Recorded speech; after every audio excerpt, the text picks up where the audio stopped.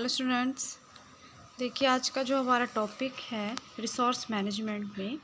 अब आपकी next unit है जो वो स्टार्ट हो चुकी है, जिसमें है आपका फैमिली लाइफ साइकिल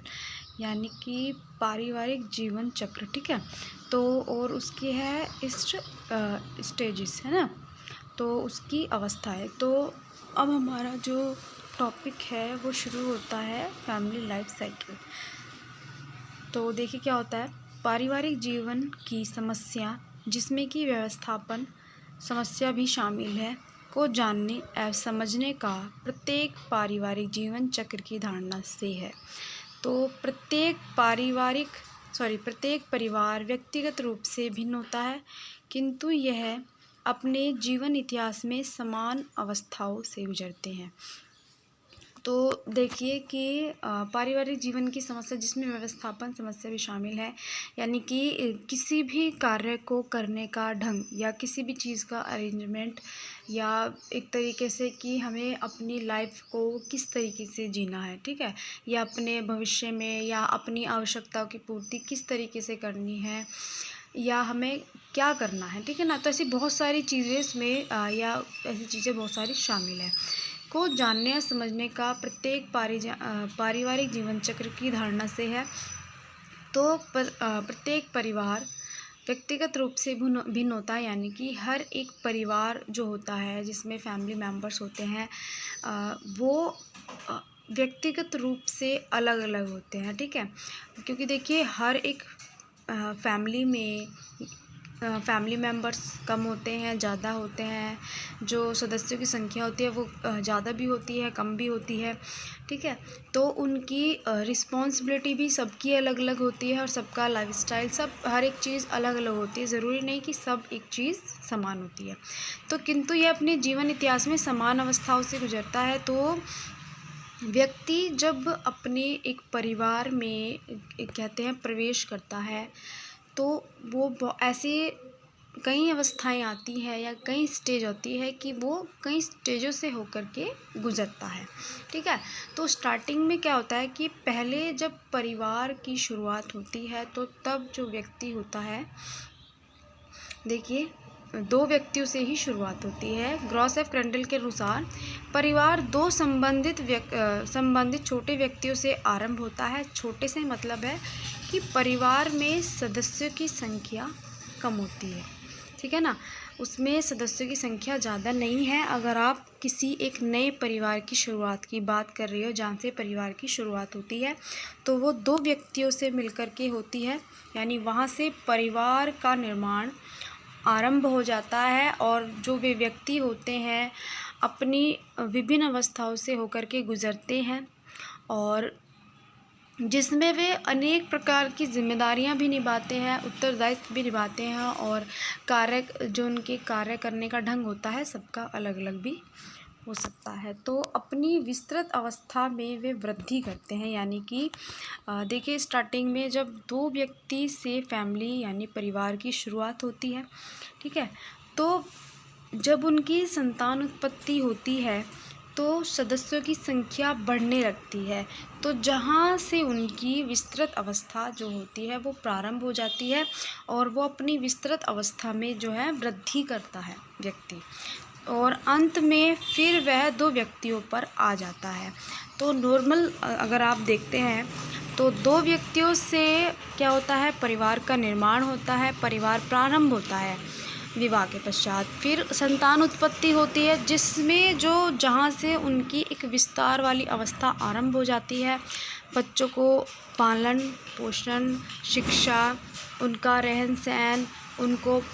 बड़ा करना, उनकी शिक्षा दिलाना, मतलब ऐसे करके बहुत बड़ी प्रोसेसिंग चलती है जिसमें वो अपनी जीवन को जीता है, बहुत सारी आवश्यकताओं की पूर्ति करता है, अपने बच्चों का पालन पोषण करता है, व्यक्ति आवश्यकताओं की पूर्ति करता है अपने परिवार के सदस्य के अकॉर्डिंग। तो वो बहुत सारे कर्तव्यों को निभाता है, अपने कार्य को कंप्लीट करता है। तो जहाँ से उसकी विस्तृत अवस्था शुरू होती है जो बहुत लंबे पीरियड की चलती है, ठीक है। अंत में क्या होता है कि जब वे संतानें बड़ी हो जाती हैं, उनका विवाह यानी कि एक तरीके से पालन पोषण होता है, शिक्षा दिलाई जाती है। जब उनका ग्रेजुएशन या उनकी शिक्षा पूरी हो जाती है वो जब उन्हें लगता है कि उनके बच्चे आर्थिक रूप से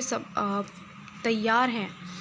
तो जब वो अपने बच्चों की शादी करते हैं तो उनका नया परिवार प्रारंभ हो जाता है, और जो पिछले 2 व्यक्ति जिन्होंने अपना परिवार प्रारंभ किया, वो वापस से घूम फिर कर के अपनी सारी अवस्थाओं से गुजरते हुए अपनी आखिर की अवस्था पर आ जाते हैं, है ना। तो अंत में फिर वह 2 व्यक्ति पर ही आ जाते हैं, यानी दोनों वापस से फिर 2 ही व्यक्ति जो हैं, 2 ही व्यक्ति एक तरीके से रह जाते हैं। तो चक्र को जानने का महत्व देखिए, तो पारिवारिक जीवन चक्र के महत्व को जानने का महत्व इसलिए भी आवश्यक है कि यह परिवार की आवश्यकताओं को बताता है। यानी कि जब एक परिवार का निर्माण होता है, संतान उत्पत्ति होती है, पालन पोषण होता है, तो कितनी संतानें हैं, उन संतानों के प्रति क्या उत्तरदायित्व है, या जब संतानें बड़ी होती हैं तो माता पिता के प्रति उनका क्या उत्तरदायित्व होते हैं, या अपनी जिम्मेदारी को किस तरह निभाते हैं, या किस प्रकार की उनके पास जिम्मेदारी हैं उन्हें, या उनकी क्या क्या नीड्स हैं, क्या आवश्यकताएं हैं, उनको किस प्रकार पूरा करना है, उसके साधन क्या क्या हैं। तो ये सब बताता है एक पारिवारिक जीवन चक्र। तो प्रत्येक अवस्था में आवश्यकताएं परिवर्तित होती है। देखिए, जब मान लीजिए आप परिवार शुरू हुआ, प्रारंभ हुआ, तो तब 2 व्यक्ति थे, 2 व्यक्तियों की ही आवश्यकताएं की पूर्ति होती थी। फिर जब उनकी संतानें होती हैं तो संतानों के पालन पोषण की भी आवश्यकता होती है, ठीक है, उनको शिक्षा की भी आवश्यकता होती है। तो आवश्यकताएं जो होती हैं वो बढ़ती चली जाती हैं और वो परिवर्तित होती चली जाती हैं, ठीक है ना। मान लीजिए जब छोटे बच्चे होते हैं तो उनके कपड़े कम साइज़ के होते हैं, छोटे साइज़ के होते हैं। जैसे ही उनके बच्चे बढ़ते हैं तो उनकी आवश्यकताएं बढ़ने लगती हैं, उनको 10 चीज़ों की और एक्स्ट्रा ज़रूरतें होती है, एजुकेशन है, उनकी बहुत सारी चीज़ें हैं, तो आवश्यकताएं और ज़्यादा परिवर्तित होती है। दूसरा आता है जीवन चक्र के धारणा, सॉरी ये धारणा लिखा गया, जीवन चक्र की धारणा परिवार के भिन्न भिन्न अवस्थाओं में लगने वाले साधनों के भाव की भविष्यवाणी भी करते हैं। तो देखिए, जीवन जो हमारी फैमिली लाइफ साइकिल होती है,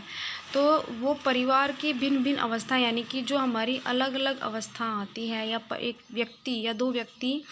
अपने पारिवारिक जीवन चक्र में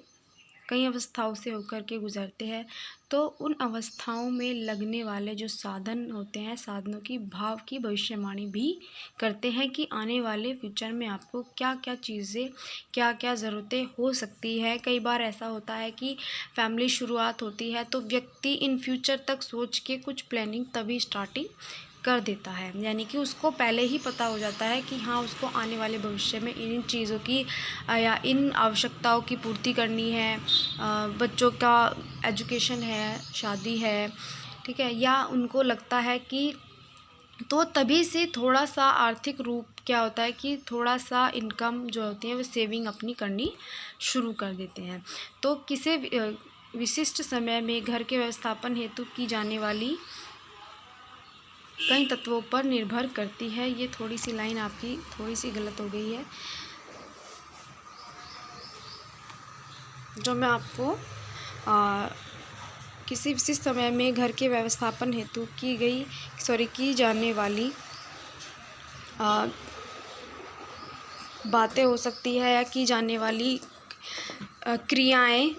कई तत्वों पर जो है वो निर्भर करती है।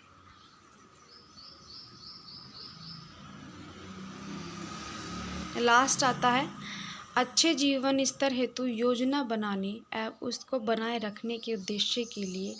पारिवारिक जीवन चक्र का ज्ञान होना आवश्यक है। यानी कि अगर व्यक्ति को एक अच्छा जीवन स्तर बनाना है और अच्छे जीवन स्तर हेतु उसको योजना बनानी है, ठीक है, तो उसको बनाए रखने के लिए प्लानिंग की भी ज़रूरत होती है। अगर वो अपने बच्चों को एक अच्छा जीवन स्तर देना चाहता है, खुद को एक अच्छा जीवन स्तर देना चाहता है, तो उसके लिए वो प्लानिंग बनाता है, और उसको बनाए रखने के उद्देश्य के लिए वो पारिवारिक जीवन चक्र का ज्ञान भी उसको होना आवश्यक होता है। जैसे कहते हैं कि व्यक्ति कई अवस्थाओं से होकर के गुजरता है, तो जो बड़े व्यक्ति होते हैं वो इन अवस्थाओं से होकर के गुजर चुके होते हैं, तो उन्हें किस समय क्या चाहिए या कौन सी अवस्था में क्या होता है, तो वो हर एक ज्ञान उनके पास पहले से ही होता है, तो परिवार की हर एक अवस्था से गुजरने का ज्ञान या पारिवारिक जीवन चक्र का ज्ञान होना भी आवश्यक है। तो दीर्घकालीन उद्देश्य हेतु योजना बनाने के लिए भी पारिवारिक जीवन चक्र को जानना आवश्यक है, यानी कि जो भविष्य में की जाने वाली कुछ आवश्यकताओं की पूर्ति या कुछ उद्देश्यों की पूर्ति के लिए भी, योजना बनाने के लिए भी, या किसी भी चीज़ को, कार्य को करने के लिए भी पारिवारिक जीवन चक्र को जानना बहुत ज़्यादा आवश्यक है। एक इसमें डेफिनेशन दी गई है, अकॉर्डिंग टू बिलो, किसी भी परिवार की पारिवारिक जीवन चक्र की अवस्था की आर्थिक स्थिति का बहुत बड़ा भाग इस बात पर निर्भर करता है कि उन्हें अपनी प्रारंभिक अवस्था में आर्थिक स्थिति को पूर्ण किया जाए। यानी कि एक तरीके से कि जब व्यक्ति पारिवारिक जीवन चक्र की अवस्था की आर्थिक स्थिति का बहुत बड़ा भाग इस बात पर निर्भर भी करता है कि उन्हें अपनी प्रारंभिक अवस्था, यानी जहाँ से वो उनका विवाह होता है, जहाँ से वो अपने परिवार की शुरुआत करते हैं, ठीक है, दो व्यक्तियों का मिलन या दो व्यक्तियों के विवाह के पश्चात क्या होता है कि वो विस्तार वाली अवस्था को प्रारंभ करते हैं, लेकिन उससे पहले वो क्या करते हैं कि अपनी आर्थिक स्थिति को पूर्ण भी करते हैं, कि यानी कि उनके पास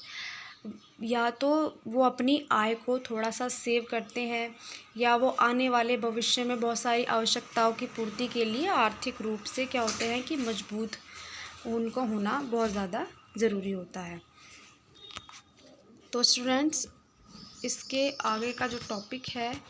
वो मैं आपको नेक्स्ट वीडियो में बताऊंगी।